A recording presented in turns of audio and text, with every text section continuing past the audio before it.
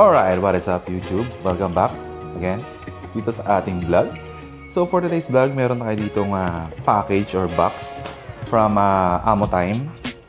You know, so for this vlog, magkakaroon tayo ng accessory upgrade dito kay CF Moto 450 SRS. So ito nabili natin sa Shopee. You know, check natin. Alright. So, from Amotime, galing ng China, in-order natin na sa Shopee. You know, ano kaya to? Let's go. Check natin, guys. Alright, so we have here winglet para dito kay 450 SRS natin. You know. So, etong winglet na to, pinagkaiba nila, mas mahaba yung kanyang peak. Ayan o. Mas mahaba siya. Medyo mas maganda para sa akin. Kasi itong sa stock, maiksi lang. Then, ito by the way guys, is carbon finish. Ayan o. So, ito ang ikakabit natin for today's video. Yun o. Ganda na ito pag naikabit natin. So, mas mahaba yung peak niya compared dito. Makikita nyo mamaya, papakita ko rin yung pinagkaiba nila from stock at saka itong aftermarket natin na winglet. Makita nyo, mas malaki na rin yung butas nito. Yun, no? So, ayun. Ilalabas muna natin to from dito sa ating garage papunta sa labas para at least mapakita ko ng maluwag yung harapan. Kasi dito medyo masikip eh pag dito tayo nagbaklas. Alright? Pogi na ito. Alright, so nasa labas na yung ating SR. Papakita ko yung difference ng stock na winglet. So yung stock na winglet natin, makikita nyo hanggang dito lang yan. Maiksi siya.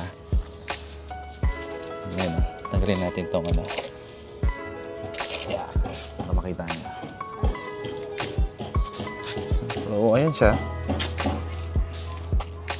Okay. Kita nyo maiksi. Mamaya, pag nakabit na natin, mas mahaba yan guys. Hanggang dito yan. So, mas maporma siya tignan. Yan siya. Okay.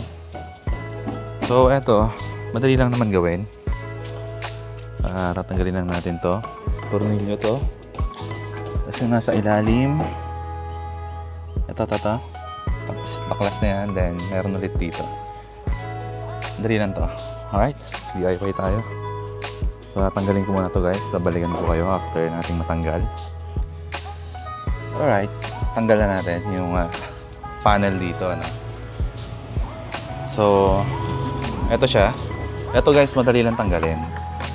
Pagka tanggal nyo yung dalawang tornilyo, hahatakin nyo lang dito sa ilalim. Pataas. Pag hatak nyo pataas, boom. Tanggal na. O, diba? Madali lang. Then, dito naman sa winglet, tatlo lang din tornilyo niyan. Tatlo lang tornilyo.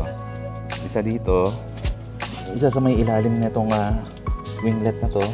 Then isa dito sa loob. So lahat yan Allen. Tanggalin natin. By the way guys, dalawang tornilyo nito. Or I mean, isa lang tornilyo. Yung dito. Tsaka may lock yan. Ito. Ano ba tawag dito? Basta may lock yan dito sa ilalim.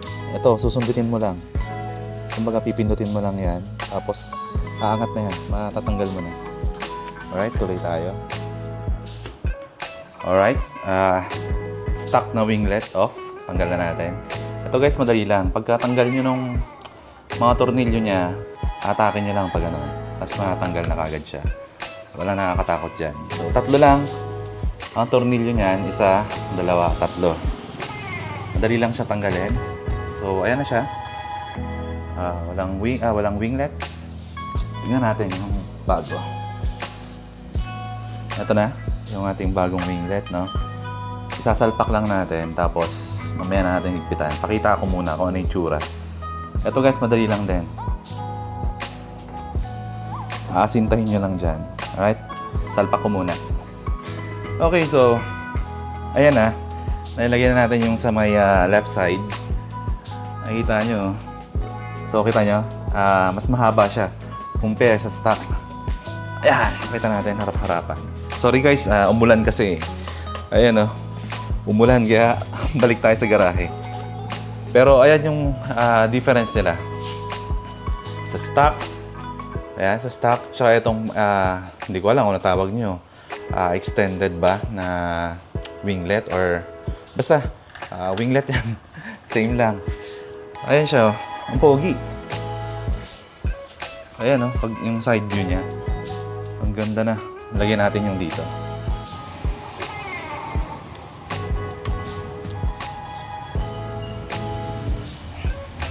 Ayan.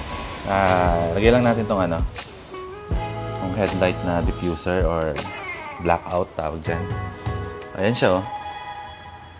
Damn, ang pogi. Grabe, ang pogi na ito. Itong carbon finish na to. Ayos. Actually, marami kang pagpipilian ng aftermarket na winglet. Meron dyan yung GP type na winglet. Yung bago, meron din yung isa, yung mahaba. Pero ito yung mas nagustuhan ko eh. Simple lang siya. Kumbaga, stock pa rin. Ang itsura, mas mahaba lang dito. Mas gusto ko lang to. Grabe, ang pogi na. Balak ko guys, i-wrap din to ng glossy black eh.